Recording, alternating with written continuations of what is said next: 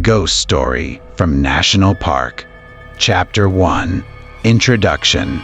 I spent 6 seasons working as a backcountry ranger for the National Park Service, most of them at a park I'll call Kettle Ridge, a sprawling wilderness of granite peaks and subalpine forest in the northern Rockies that draws maybe a tenth of the crowds its more famous neighbors get. My name's Josephine Tarrant, and I loved that obscurity. Loved the long stretches of trail where I might not see another human being for 2 full days. Loved the particular hush that settles over high alpine country at dusk when the wind dies and the whole mountain seems to hold its breath before nightfall. I'd worked plenty of backcountry seasons before Kettle Ridge, enough to develop a healthy respect for what wilderness can do to careless people, hypothermia, rockfall, grisly encounters that end badly for one party or the other.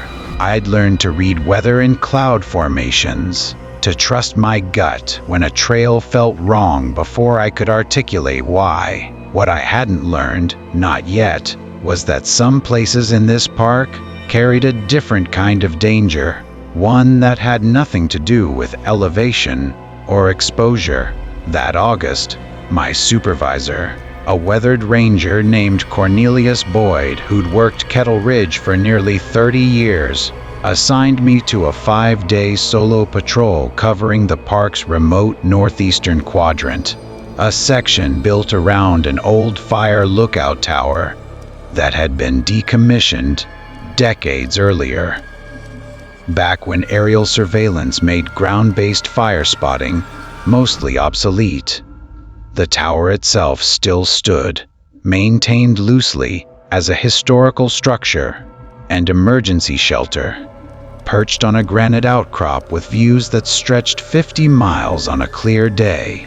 "You'll want to keep good notes on the tower's condition," Cornelius said, handing over my patrol assignment with a carefulness that struck me, even then, as slightly deliberate. Structural stuff mostly. Roof, foundation, whether the access ladder needs replacing. Anything else I should know about that section? He paused a beat too long before answering. "Just log anything unusual. That's standard for any remote structure assignment."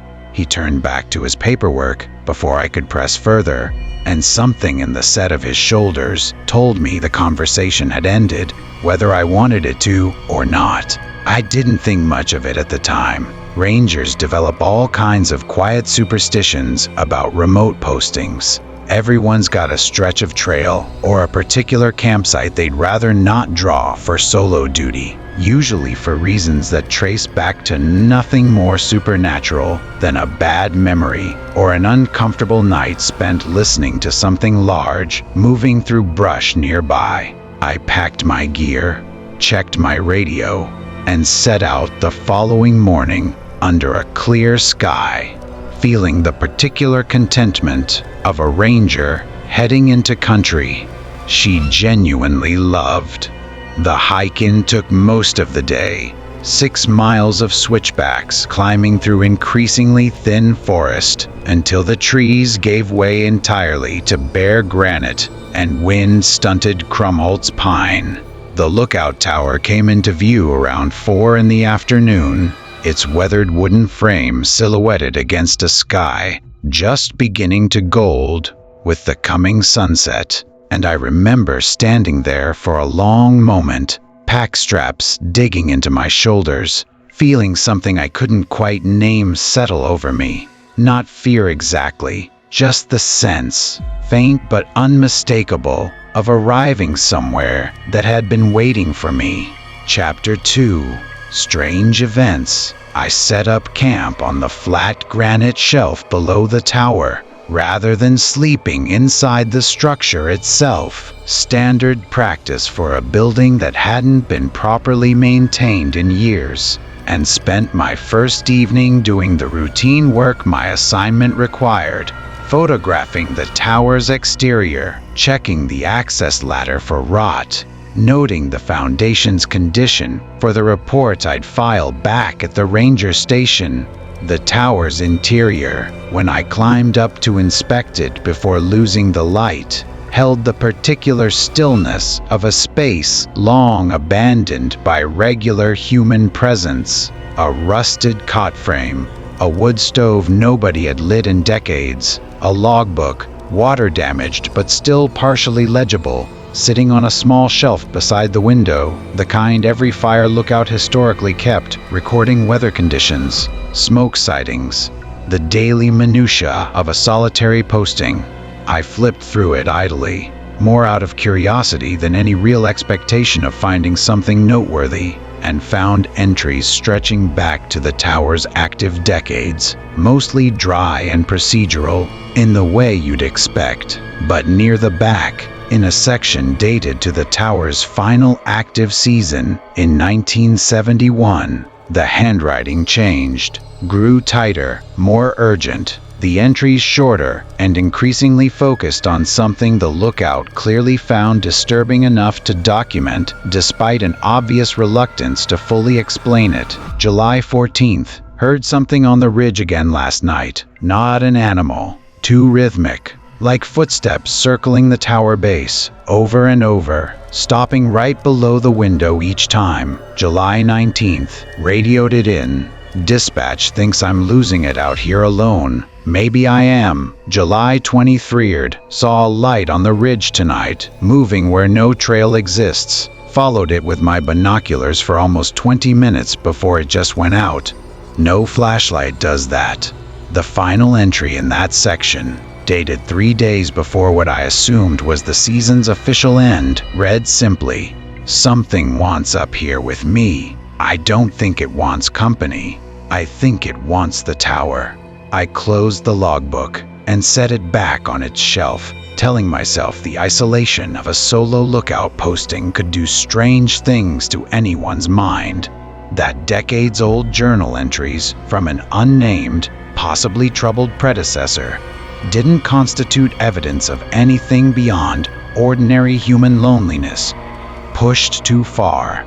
That night, back in my tent on the granite shelf below the tower, I woke around 2 a.m. to the sound of footsteps, slow, deliberate, circling the tower's base exactly as the old logbook had described, crunching against gravel and stone, in a rhythm too even, too patient to belong to any animal I knew. I lay rigid in my sleeping bag, straining to hear over my own heartbeat, and counted 11 full circuits before the footsteps finally, gradually, faded into silence. I told myself it was a mountain goat or a bear investigating my campsite's perimeter, something with a mundane explanation that my exhausted, isolated brain had simply dressed up in unnecessary dread. I didn't fully believe it, lying there in the dark, listening to a silence that felt entirely too deliberate to be truly empty. Chapter 3. Darkness Grows. One spent my second day completing the structural survey Cornelius had assigned me, photographing the foundation's cracks, testing the roof's remaining shingles, trying to focus on the practical, measurable work of my job, rather than the unease that had settled into my chest since reading that old logbook. But small things kept accumulating that made focus increasingly difficult. My radio, reliable throughout 6 seasons of backcountry work, began producing static bursts on channels that should have carried clean signal at this elevation, and twice that afternoon, I caught what sounded like a distant voice buried beneath the interference, too fragmented to make out words but unmistakably human in its cadence. Worse, working on the tower's north-facing wall, I found scratches in the old wood siding, deep, deliberate gouges that didn't match any weathering pattern I recognized, arranged in a loose circular pattern around the base of the structure, exactly tracing the path those footsteps had circled the night before. I radioed the ranger station that evening, more out of a need to hear another human voice than any genuine emergency, and got Cornelius himself on the line, his voice carrying a note of careful attention the moment I mentioned the footsteps and the old logbook entries. "You found Denny Halloran's journal," he said, and something in his tone told me this wasn't news to him. "You knew about this." A long pause crackled over the radio. "Denny worked that lookout back in '71. Last person to hold that posting before the Park Service decommissioned it. He finished out his season, came down off that mountain, and quit the service within a month. Never gave a clear reason, but plenty of us heard rumors over the years." Another pause, longer this time. "I probably should have briefed you more thoroughly before sending you up there alone. I'm sorry about that. What actually happened to him, nobody knows for certain. Denny himself never talked about it much, not clearly anyway. But there's an older story, goes back further than his season, about a surveyor who worked that same ridge decades before the tower was even built. Died up there in a storm, way back in the 1930s. Body never recovered, because the terrain shifted too much in the years after. Local old-timers used to say his spirit stayed attached to that ridge, territorial about it, in a way that got worse once the Park Service started stationing lookouts up there regular." I sat with the radio handset gripped tight, watching the light fail over the surrounding peaks, feeling that earlier unease sharpen into something closer to genuine fear. "You want me to pull you out early?" Cornelius asked, and I could hear real concern beneath the professional neutrality of the question. I should have said yes. I know that now, with the clean, useless clarity that only comes after the fact. But I'd built a career on not letting fear dictate my decisions. And some stubborn professional pride kept me from admitting how badly that logbook and those footsteps had already gotten under my skin. "I'll finish the assessment," I said. "2 more days. I'll radio if anything gets worse." I didn't know yet how quickly worse was coming. Chapter 4. Terror. That night, the footsteps returned earlier, starting just after dusk, instead of waiting for full dark. And this time they didn't stay confined to slow circuits around the tower's base. They climbed the access ladder. I lay frozen in my tent, listening to the unmistakable rhythm of boots on old wooden rungs, each step deliberate and unhurried, climbing toward the tower's small observation room, 40 feet above where I'd pitched camp on the granite shelf below. The sound continued for what felt like an impossibly long time, far longer than the actual ladder's height should have allowed. And when it finally stopped, I heard, faint but unmistakable, through the thin canvas of my tent, the tower's door creaking open on hinges I knew for a fact I'd left firmly shut. I didn't sleep again that night. I sat wrapped in my sleeping bag, headlamp in hand, watching the tower's dark silhouette against the star-filled sky. And sometime past 3 a.m., I saw a light appear in the observation room's window. Faint, flickering, like an old kerosene lamp rather than any modern flashlight, moving slowly back and forth, as though someone were pacing the small room, before it extinguished as abruptly as it had appeared. The following morning, exhausted and shaken but unwilling to abandon the assignment, I climbed the ladder myself to check the tower's interior, and found the old logbook open on its shelf to a page I hadn't previously read, though I was certain I'd left it closed the day before. The entry, in handwriting I now recognized as Denny Halloran's increasingly frantic hand, described an encounter he'd apparently had in the tower's final days of that 1971 season. Saw him tonight, standing right where I'm sitting now, old canvas coat, surveyor's gear slung over one shoulder, face gone gray and thin like something that's been out in weather too long to still properly be alive. He didn't threaten me, just stood there watching, like he was waiting for me to understand something I wasn't getting. Then he said 4 words and was just gone. "You're standing on him." I closed that logbook with hands that had gone unsteady, and that afternoon, examining the tower's foundation more carefully than my original assessment had required, I found something that made my blood run cold. A section of the granite shelf beneath the tower's northeast support post showed clear evidence of old excavation, long since grown over with lichen and moss, but unmistakable to a trained eye. A shallow depression, roughly the size and shape of a human grave, positioned directly beneath where Denny's journal entry suggested the surveyor's spirit had once stood. That night, the footsteps came again, but this time, they didn't stop at circling the tower.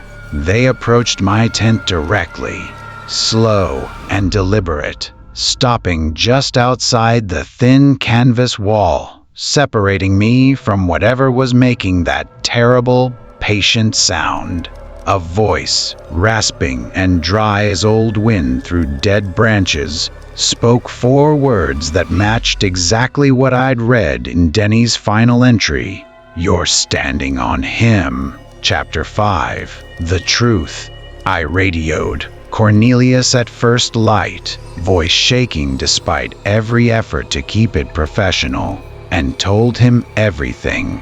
The footsteps, the light in the tower window, the grave-shaped depression I'd found beneath the foundation, the voice outside my tent that had repeated Denny Halloran's exact words from 50 years earlier. Cornelius was quiet for a long time after I finished, and when he finally spoke, his voice carried the weight of information he'd clearly been sitting on for years, uncertain whether he'd ever need to share it. "There was a survey crew working that ridge back in 1936, he said slowly. "Mapping expedition, part of the original park boundary assessment. A storm came through fast, the kind that catches even experienced mountain men off guard, and one surveyor got separated from the rest of his party, man named Aldrich Sennett. They searched for him for 2 weeks after the weather cleared, found his gear scattered across half a mile of ridge, but never recovered. A body. Terrain up there's unstable. Lots of rock slides, even in good years. Official report concluded he'd probably gone into a crevasse or been buried under rockfall during the storm itself. But he's still up there," I said, "under the tower. Best guess, given what you're describing, and given what happened to Denny back in '71. Cornelius's voice carried genuine grief now, the particular sorrow of someone confronting a decades-old tragedy he'd never fully allowed himself to sit with. When they built that lookout tower in the 1940s, they picked that spot for the sight lines. Best visibility for miles in every direction. Nobody doing the construction had any idea they were building directly on top of where Sennett's body had probably ended up, carried there by the same rock slide that buried him in the first place. I thought about that shallow depression in the granite, the exact size and shape of a grave, and felt a wave of sorrow move through me that momentarily eclipsed even my fear. A man, dead for nearly 90 years, buried unknowingly beneath a structure built specifically to watch over the same wilderness that had killed him, forced to endure decades of lookouts occupying space directly above his own unmarked resting place. What does he want? I asked.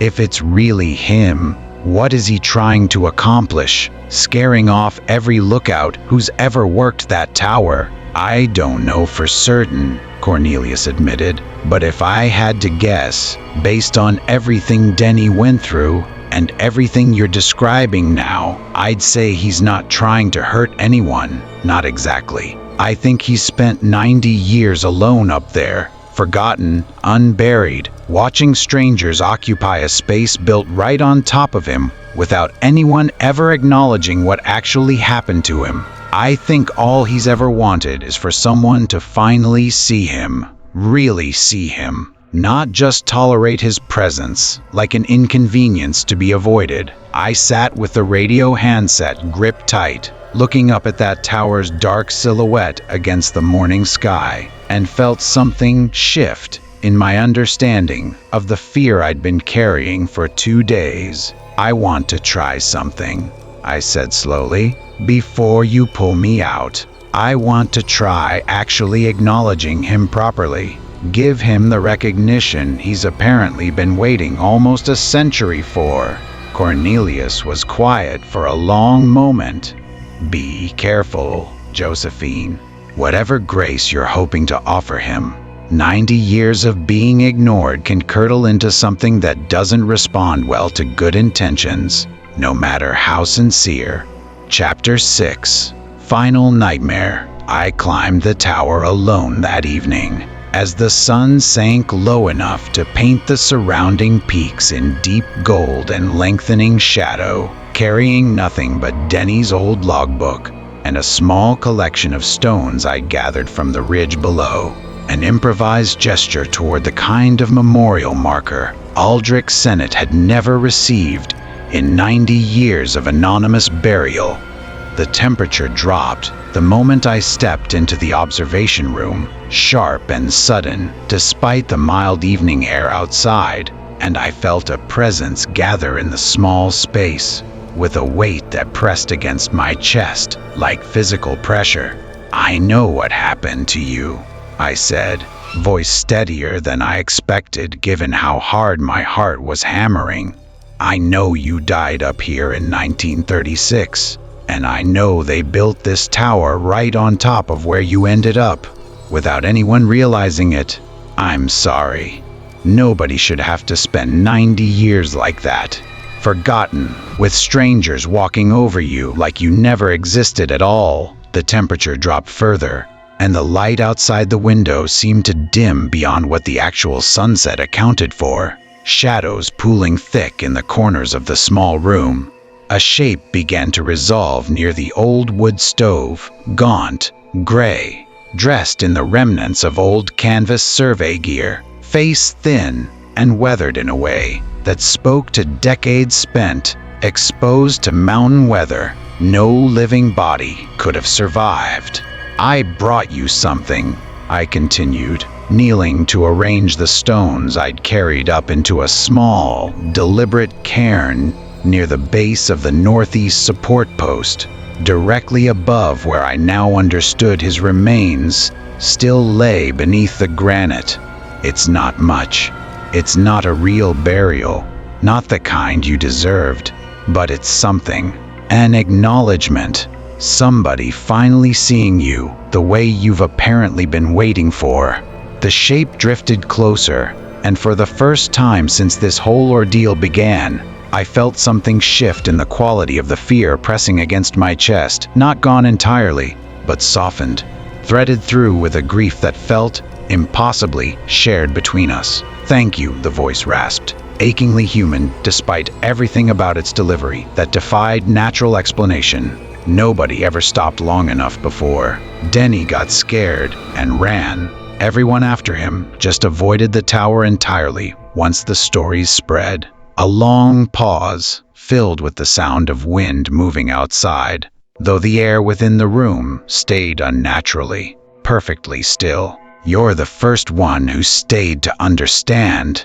I sat with him in that small, cold room as full dark settled over the ridge, and for nearly an hour, In fragments and pauses, he shared what fragments of his own memory still remained coherent after 90 years of isolation. His final hours in that 1936 storm, the disorientation, the cold, the long, slow process of a mind and spirit trying to hold together across decades of being unacknowledged and unmourned. When I finally climbed back down the ladder near midnight, exhausted but strangely, unexpectedly at peace, the footsteps didn't follow. The tower behind me stood dark and silent, and for the remainder of my patrol, the disturbances that had plagued my first 2 nights simply, completely stopped. I filed my structural report with the Park Service the following week, including a careful, professionally worded recommendation that the tower's historical designation include a small plaque acknowledging Aldrich Sennett's 1936 disappearance and probable resting place beneath the structure, the closest thing to a proper memorial his story had ever received. The service approved it 8 months later, and I drove up for the small dedication ceremony that following summer, watching a modest bronze marker get installed at the tower's base, feeling something settle and complete itself in my chest that I still can't fully put into words. I never heard those footsteps again on any of my subsequent patrols through that section, but last month, working an entirely different posting 3 ridges over, finishing a solo evening patrol, as dusk settled into full dark, I heard, faint but unmistakable on the wind, someone quietly humming an old tune I didn't recognize, drifting from a direction where I knew for certain no other ranger, no other living soul, was scheduled to be working that night.